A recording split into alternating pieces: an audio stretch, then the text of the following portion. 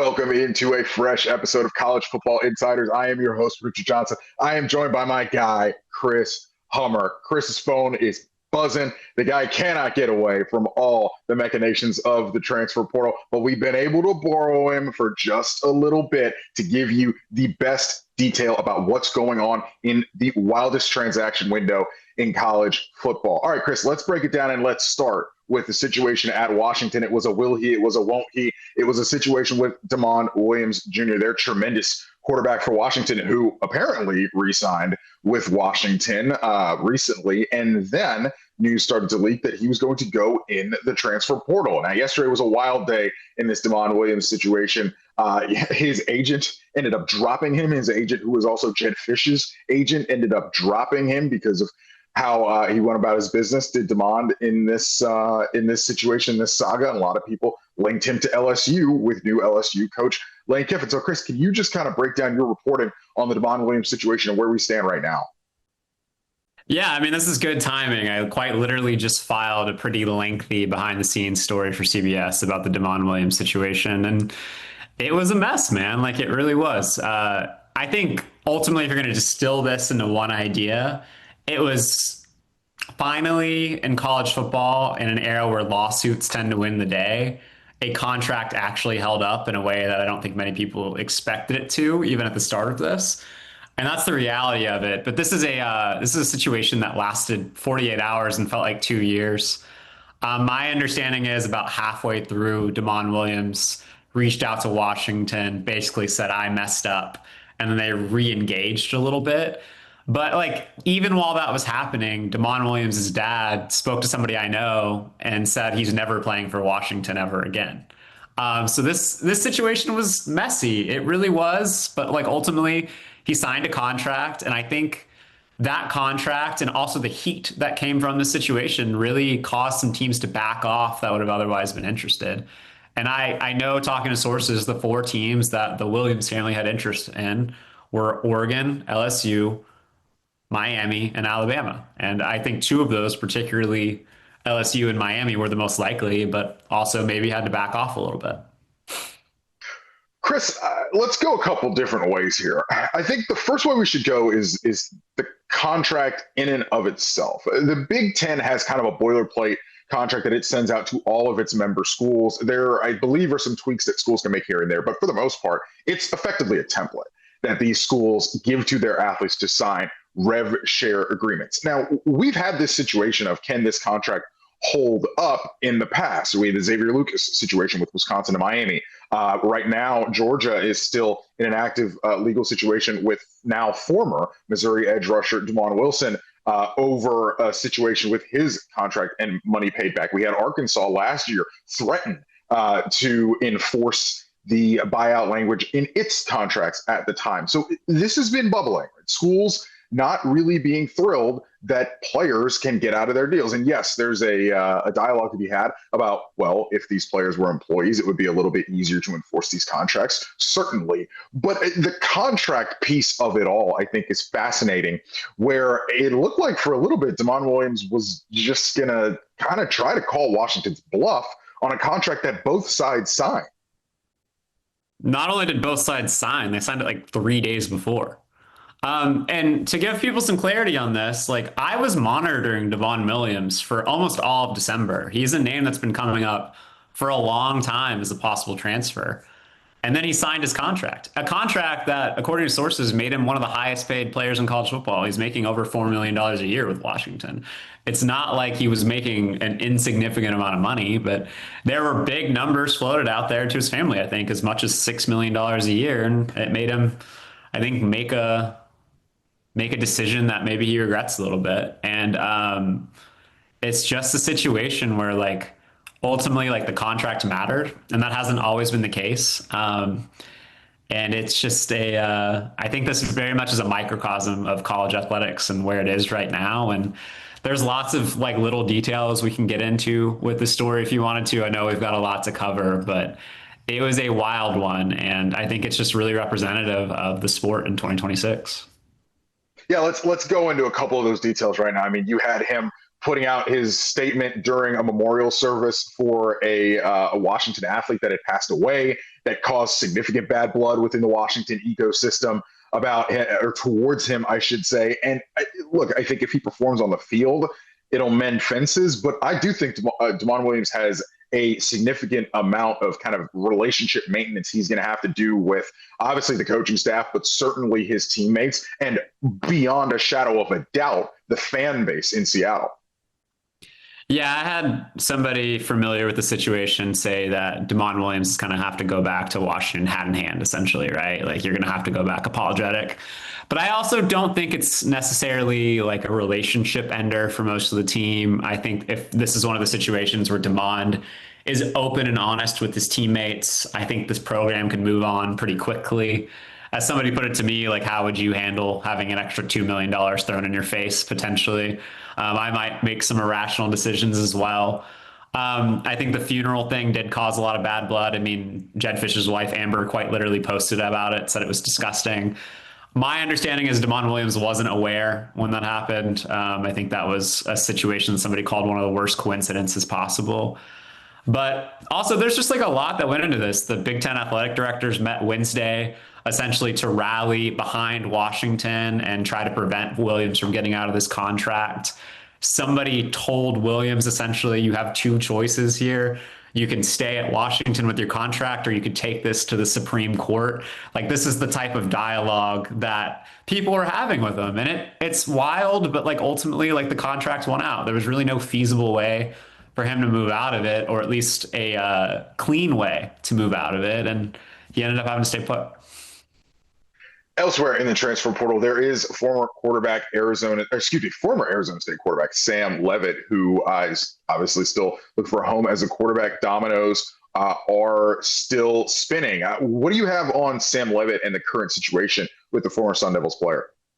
Well, ironically, Sam Levitt also has a little bit to do with the situation with Damon Williams, because he was on campus when the Damon Williams news broke, and CBS, me and Matt Zenitz reported that LSU was a team to watch for Damon Williams, and Sam Levitt was sitting right next to Lane Kiffin at a basketball game. So I don't really think that went over particularly well. Sam Levitt is on a trip to Tennessee right now, and my understanding, talking to sources, is he's set to visit Miami right after.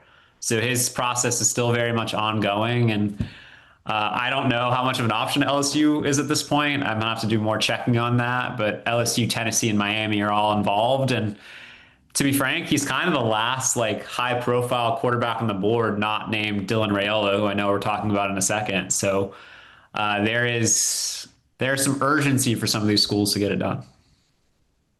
Let's talk about Dylan Raiola. I had heard that there were some links between him and Oregon, perhaps. Where are we at with the former Nebraska quarterback? Intel on Dylan Raiola has been hard to come by. I won't lie. I don't know everything. I do know that the family has told people pretty consistently Dylan Raiola would like to be at Oregon next year. And they think he could be at Oregon next year. But I think a lot of that depends on what happens with Dante Moore. Dante Moore obviously is a pretty significant figure in tonight's proceedings. There's a playoff game tonight. I know we're leading with portal coverage, but the football's good too. And how he plays down the stretch is going to, I think, in part determine whether he's going to go to the draft and likely be the second quarterback taken, or if he'll come back to school, which affects Dylan Raiola. I'm of the opinion eventually, like, one of these schools is going to miss, like Tennessee, Miami, LSU. And Dylan Raiola is kind of the last like top tier quarterback in terms of talent. And somebody's going to have to circle back to Dylan Raiola as a possibility. So I'm certainly following that. I have some calls to make up with Dylan Raiola later. But right now, in this moment, Oregon's still the team I'm watching. Chris, also elsewhere from quarterbacks, Auburn wide receiver Cam Coleman in the portal, going to be as attractive as a non-quarterback target can possibly be. What do you have on him? He's made a Texas swing so far. He's visited Texas, Texas A&M, Texas Tech. He's scheduled to see Alabama later today, I believe. Of note, he is an Alabama native, came from Auburn. I'm not expecting him to visit USC like was reported initially. I think USC's largely moved on from that situation. And after that, we'll see. I think all the schools feel pretty good about how their visits went, having communication with them, but nobody has any real clarity at the moment. I've always been told he would end up in the Southeastern Conference, but we know what kind of bags that Texas Tech is capable of dropping. We've seen that consistently over the last 2 years, and they're going to take a real swing at him. I just know that elite quarterback play is important to Cam Coleman. That's what I've been told the entire time when he went in the portal. I think he suffered through some tough times at Auburn with the quarterbacks they've had, and I think he's going to pick the best situation for him. And I mean, he is represented by David Mulligetta. He is arguably the most powerful agent in the NFL, and he is working this process for Cam Coleman. I know some of the schools feel good, but nobody has an answer to this point. When we come back on College Football Insiders, we're going to do some more portal breakdown with transfer portal expert Chris Hummer.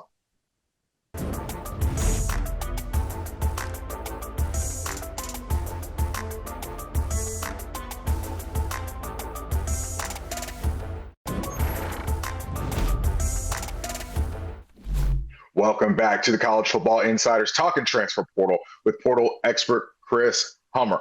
All right, Chris, we got some more players to get to. Kind of a recap situation. You have a situation with DJ Lagway, who went in the portal from Florida somewhat, I think, surprisingly, a few weeks ago. Your reporting hinted that Lagway, frankly, wanted to stay at Florida if he could have had his way, but the situation happened and he left Florida and then went on a few visits, surprisingly, to Florida State. I think to some people, but according to my sources and my reporting, Baylor and Miami were two of the schools to watch from the beginning, and he ends up in Waco with the Bears. Yeah, absolutely. He verbally committed to the staff yesterday. He told other staffs he was committing to Baylor. He was even recruiting for Baylor yesterday. So that's why we went with the expected to commit verbiage for DJ Lagway. It's a pretty big get for Baylor. This is a guy that was a five-star quarterback not too long ago. I know some people that were talking about DJ Lagway as a potential number one overall pick in the 2028 NFL draft not too long ago. Like, this is that type of talent. And to get him to Baylor, his dad's alma mater, where he played back in the day, is a huge coup for Dave Aranda and his staff. Like, this is a critical year for Dave Aranda. He almost, frankly, got fired this year. I think Mack Rhodes getting let go as athletic director largely saved him from that fate. And DJ Lagway is the type of building block for the program that can spearhead another explosive offense. Jake Spavital just had one with Sawyer Robinson as quarterback. And DJ Lagway, when right, is even more talented than Sawyer was, to be frank. Like, this is a guy who could put up huge numbers in that system. And I think it's a really good get for Baylor. And I think it's also a smart move for DJ. He goes to a place with reasonably low pressure for a year, and he can reinvigorate his career closer to home. Elsewhere in the Lone Star State, you got Brendan Sorsby ending up at Texas Tech. I think it's an interesting situation with Sorsby coming down from Cincinnati. He had a bad debut to the season against Nebraska under bright lights, but frankly, thought he played pretty well the balance of the season in the Big 12 schedule once Cincinnati got rolling. Cincinnati kind of a fringe contender for the conference a little bit in late October, early November, in a wild Big 12 as usual. And then Sorsby ends up at Texas Tech. Chris, the specifics of Sorsby and how they're going to do this for the next couple years regarding Texas Tech is interesting to me, because you obviously got Will Hammond on the roster, and then you may have a really good prep school quarterback coming in as well. Yeah, I think for Texas Tech, it's mostly about a window in 2026. I don't think people realize how much actually returns to Texas Tech next year. A lot of the key pieces along the defensive front seven are gone, but otherwise the shell of the roster is largely intact. And frankly, I think they might be spending more money this offseason than they were last offseason, which sounds ridiculous, but is also rings true. This is a team that's going to have a ton of depth next year. And Brendan Sorsby really emerged as the top guy in the market. He was the guy that the top teams wanted. He was the top guy on the board for LSU, the top guy on the board for Texas Tech, the top guy on the board for Miami. And Texas Tech won that battle. They beat out Miami and LSU for Brendan Sorsby. So this is Texas Tech executing its vision. This is who they believe to be the best quarterback in the portal for next year, the guy they believe they can bring home to Texas and build a contender out of. And frankly, if you watch the semifinal or the quarterfinals against Oregon, like, you can understand why they would have stepped up to do that. I think Sorsby was trending to LSU at one point, and Texas Tech figured out a way to get it over the line. And I think that's a huge upgrade for what they had this year over Brennan Morton. As good of a player as he was in college, Brennan Sorsby is a much more talented player than Barron Morton, and I think raises the ceiling. Chris, from players who are staying in the Lone Star State, let's talk about a player who is leaving the Lone Star State. Drew Mestemaker from North Texas is in the end following his former head coach Eric Morris to go to Oklahoma State. Now, I think it was interesting with Mestemaker because I was hearing and we were talking amongst ourselves, Indiana was taking a swing. Drew Mestemaker to me was the best quarterback in the portal by leaps and bounds. And for Oklahoma State, who's trying to reinvigorate its program, to rebuild. Eric Morris comes with the promise, frankly, that they were going to back him, that they were going to actually be ready to meet the moment in the transfer portal, which they have not been able to in player compensation in the last few years under Mike Gundy. And Drew Mestemaker is key in doing that for Eric Morris. And for Morris and Oklahoma State to be able to fend off the suitors that they were going to have for Mestemaker, again, as talented as he is, it's a coup, I think, in the beginning stages of Eric Morris trying to build this Cowboys program. How do you view the way that they were able to get this done, Chris? Well, first, the Texan in me loves that we're only talking about Texas-based quarterbacks here because all three of these guys are from the Lone Star State. And they were able to get it done because of relationships. Oregon was actually the team that was probably closest to swinging this. I think Oregon was a real quiet contender for Drew Mestemaker, but relationships went out. Like Oklahoma State, Eric Morris, their offensive coordinator, Sean Brophy, were the guys that helped unearth Drew Mestemaker as a walk-on quarterback going to North Texas. And they cultivated him. They helped develop him. They grew a relationship over a 2-year period. And he emerged as one of the top quarterbacks in the country. And I think that's a difficult bar for people to clear. Trying to beat out Oklahoma State, and the relationships went out. He was certainly taken care of financially as well, but I mean, Drew Mestemaker went on campus with a lot of his friends from North Texas, and a lot of them committed at the same time. And I think that familial atmosphere, that camaraderie really, I know that sounds silly, but I think it really mattered in the end, getting Drew Mestemaker to go to Oklahoma State. Chris, a Lone Star State school that also missed out on a player, Texas, and Jaden Baugh. Jaden Baugh will be staying at Florida at a salary that will be over $1 million. Texas looked like they were going to be in pole position to get him, quite frankly, because former Florida running backs coach Jabbar Jalouk went to Texas, and it seemed like it was earmarked for Baugh to get in the portal and head to Texas. There were some numbers that were thrown out from the Texas side that would make your head spin for a running back. But Baugh staying at Florida, obviously, it's really big for new head coach John Summerall to win a portal battle like this. He didn't get in the portal, but you know what I mean as far as that's concerned. But I also think it's indicative, Chris, and you did great reporting on the running back market, all the position markets, but the running back market specifically, and how the price is going up for top-end running backs. Think about Quan Lacey as well, staying at Ole Miss. It looks like on a pretty big number. So Baugh staying, I think, is really interesting when you look at it from the lens of how the market for player compensation, specifically at that position, continues to grow. Absolutely. Frankly, it was a bit of a Texas two-step for Florida, which also kept Jaden Woods over Texas, which was really the leading contender for him when he went in the portal. So huge week for Florida. But I agree. The numbers are way up on running backs. You're going to have, another example is Isaac Brown at Louisville. He's making over $1 million a year to stay at Louisville over Texas, to be frank. Texas, I have a lot of Texas friends. I graduated from there. I have a lot of friends in my DMs and group chats right now, like very upset with Texas portal efforts. I would say chill, like they still have potential other guys coming, but the running back market's crazy, but really the market in general is crazy. You got kickers that are commanding like close to $500,000 right now, and that certainly wasn't going to be the case going into the cycle. So it's been a really wild cycle so far with numbers, and I think the running back market is front and center with that because you could argue running backs are potentially the most replaceable position on offense outside of guard, and the really good ones right now are commanding over 7 figures. Chris, how are your Texas friends dealing with the fact that wide receiver Parker Livingston is going to the other side of the Red River rivalry and heading to Oklahoma?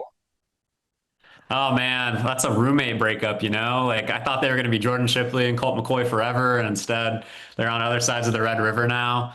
It's another one of those situations where I think this is a cycle, a trend we've seen nationally is players, instead of taking a retention kind of discount, they're demanding commensurate value, like when they renegotiate with teams. And that leads to teams having to make tough decisions. And I think Parker Livingstone wanted a value that he would have been paid in the portal.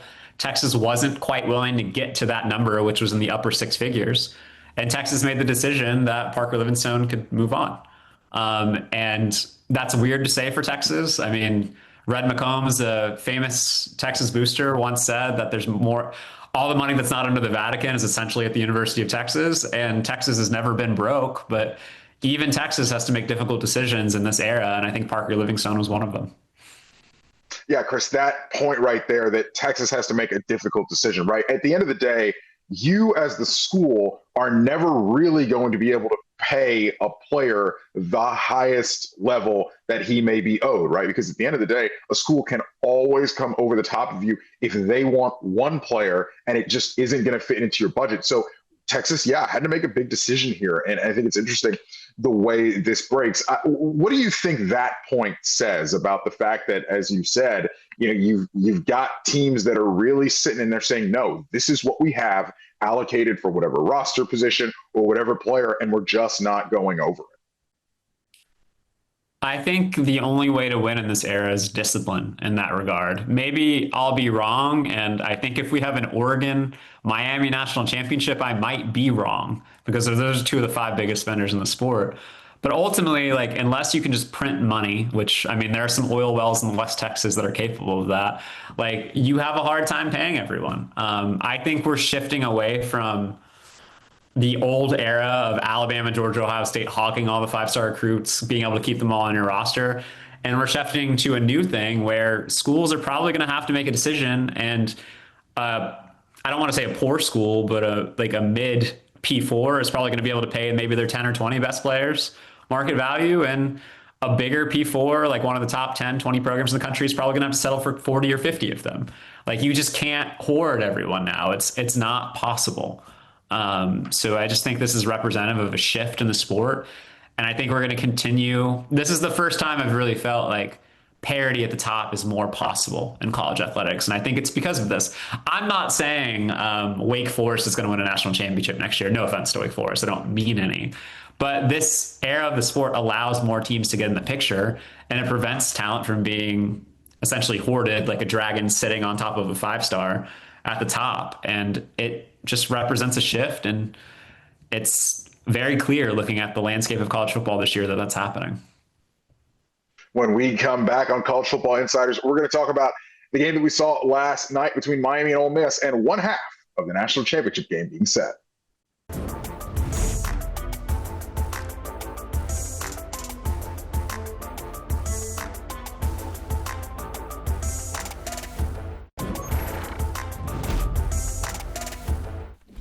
Welcome back to College Football Insiders. All right, guys, we had an absolute banger in the desert last night. Miami and Ole Miss played one of the better college football playoff games we've ever seen in a back and forth fourth quarter. Carson Beck's touchdown late, Carson Beck's rushing touchdown late, actually, was the difference, and Miami was able to battle back and get over the line. Shahan, I'll go to you first because Mario Cristobal, a lot has been said about Mario Cristobal over the years. Could he get this Miami program to this level? Frankly, we spent all November arguing about Miami would even be in the college football playoff. And yet, here they are, not just in the playoff, not just winning a game or two, but they've now won multiple games, and they are now in the national championship game in their own home stadium. It's going to be epic when we get to that. But for now, let's talk about this game last night and just how Miami was able to get it done.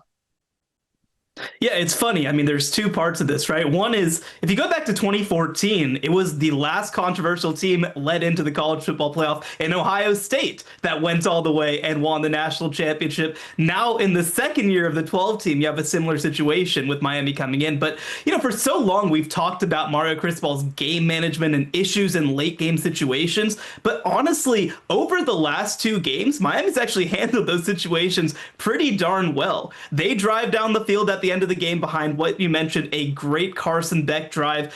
And look, I mean, I thought that it was a little controversial that they put the game on his arm on that final drive after going down with only 3 minutes left, but it really worked out perfectly. He was able to really do some damage within 20 yards of the line of scrimmage, and it culminates with that 3-yard touchdown run at the end.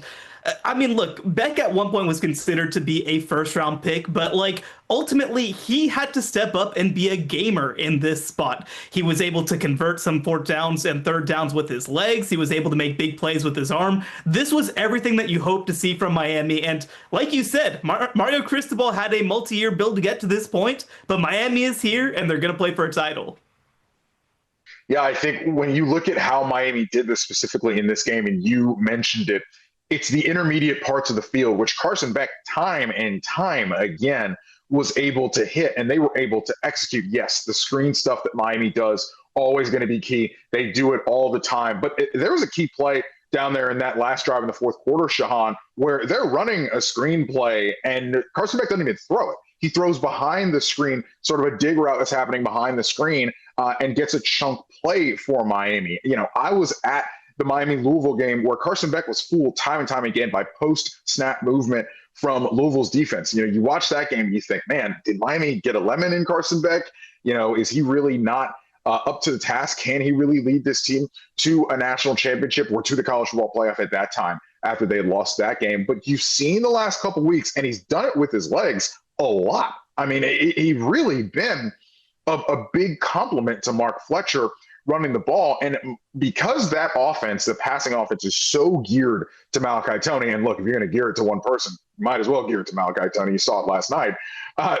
What Beck has been able to do with his legs just gives them another weapon, just gives them another piece to the puzzle. You know, all their RPO game, all that sort of stuff. You get to see a lot of man defense if you're Miami. And I think Beck just being able to go out the gate has been key for Miami. Chris, you know, Miami has kind of had this model, right? Portal quarterback model, and it didn't work so good last year where they missed the ACC championship game and didn't get to their goals with Cam Ward, but it's sure working pretty good this year with Carson Beck.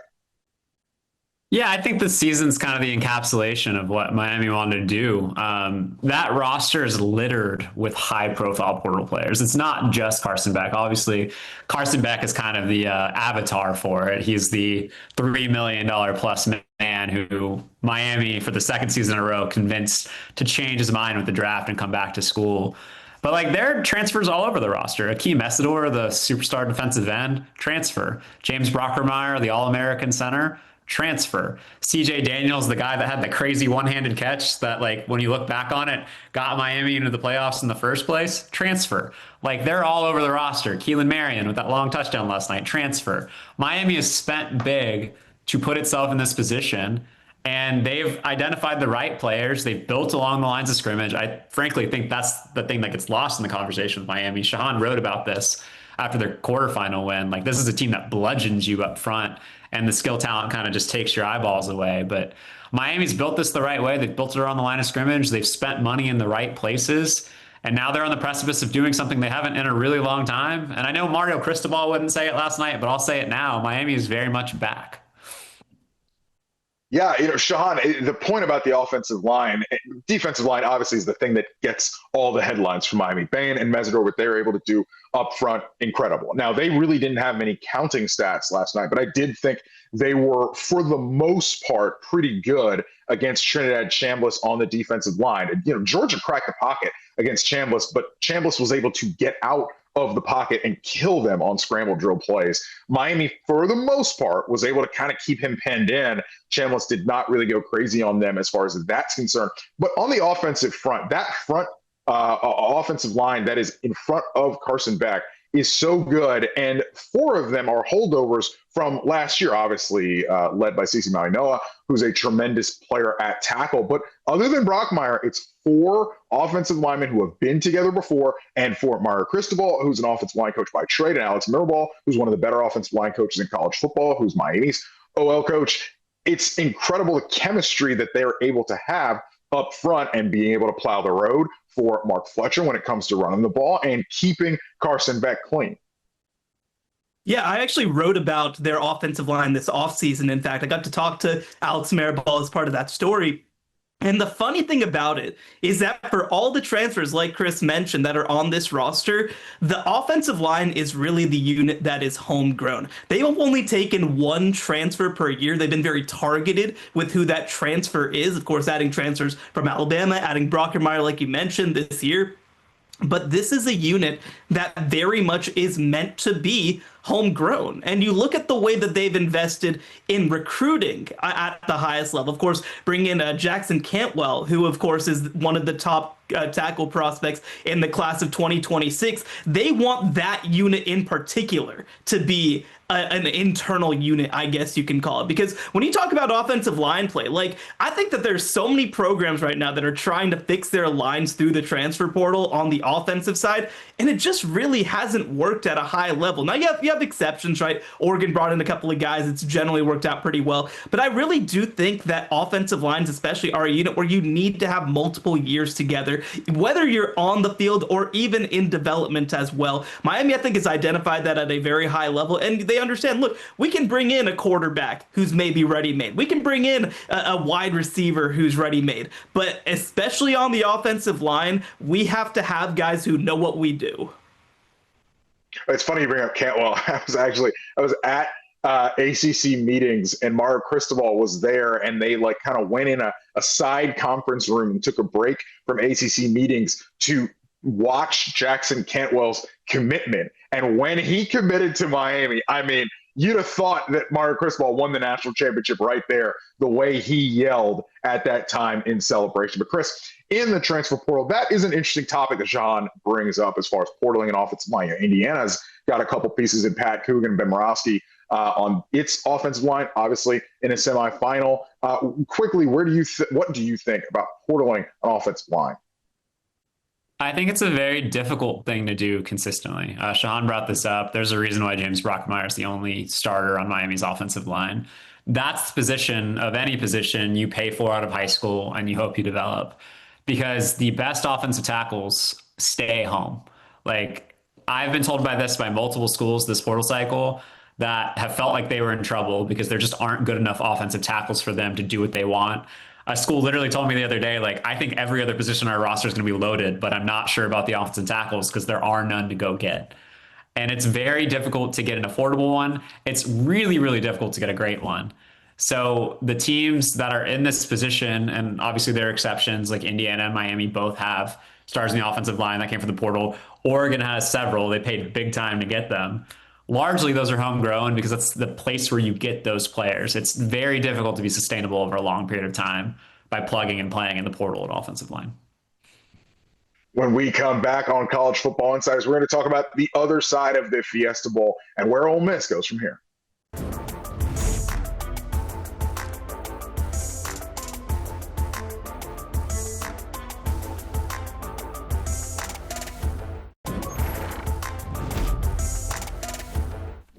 Welcome back to the College Football Insiders. We are joined by John Talty live from Atlanta, where he's getting ready for tonight's college football semifinal between Oregon and Indiana. It should be a good one. We'll get to that next segment. This segment, I want to talk about the other side of the Fiesta Bowl last night. Great game, classic game, and Ole Miss ends up being on the wrong side of it despite a valiant effort. Like, guys, finally, we're going to kind of be able to pick up the pieces of the end of this kind of Lane Kiffin saga. Pete Golding is finally going to be able to take over his program in full. You know, there are some things that I think he'd like to do as a head coach and just instill his own culture and create his own team that he just hasn't really been able to do because they've been in this transitionary period. It's been something unlike anything we've ever seen. Sugar Bowl week. You've got the Ole Miss coaches who are going to be with LSU heading up from New Orleans to LSU for meetings in Baton Rouge in person during the lead up to the Sugar Bowl because the transfer portal opened minutes after Ole Miss's game was over. You've got Ole Miss's future staffers on the field. You saw Frank Wilson last night on the field for Ole Miss in Arizona. It's just a wild situation. John, I guess as someone who's been around this program a lot, it just kind of put a bow on what this season and especially the last kind of 6 or so weeks have been for this Ole Miss program. It's been unprecedented. And I think there's been joy Like you mentioned, an incredible Sugar Bowl win, right? I was there for their first round win over Tulane in Oxford. It was an incredible scene, and I think you've seen so much joy from Ole Miss fans that probably never thought that they would experience some of these things. I mean, they were a play away from playing in a national championship when they've never even been in an SEC championship.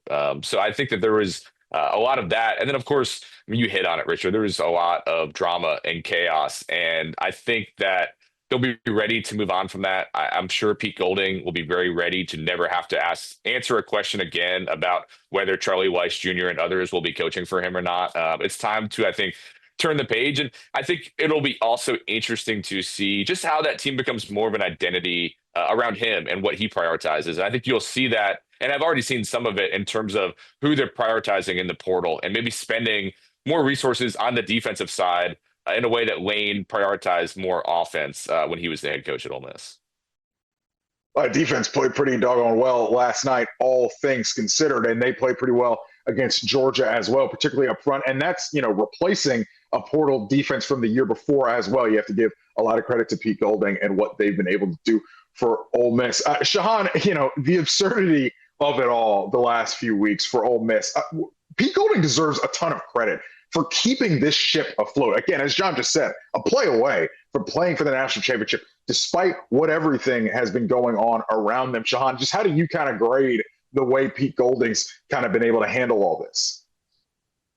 I think it's been huge. Now, I will say, I think that also this is a roster that's filled with a lot of leaders on it. Like, I think that Trinidad Chambliss is probably as good of a person as you could have leading a moment like this. But, I mean, Pete Golding deserves so much credit for keeping things together. I mean, so many of the players on this roster didn't even know who was going to be coaching them in practice over the course of a week. You had their coaches leaving and coming back. I mean, goodness, I can't imagine what game planning was like when you have coaches flying over to Baton Rouge and back to Oxford. Like, it is truly an unprecedented situation. And this was, by the way, a normal game week. They only got 7 days to do this. This isn't one of those 10-plus day situations. So I think that Pete Golding deserves a lot of credit. I thought that they were very well coached. I thought that they had a good game plan coming out. Obviously, it ultimately doesn't lead to a win, but like, I really felt like this was going to be a situation where, hey, maybe they come out and they are just not prepared as they should be, because you're talking about a Miami staff that's been able to pay all of their attention to this football game while Ole Miss has been distracted. I think that Pete Golding deserves a lot of credit. And the other thing, too, is that if you want to just talk about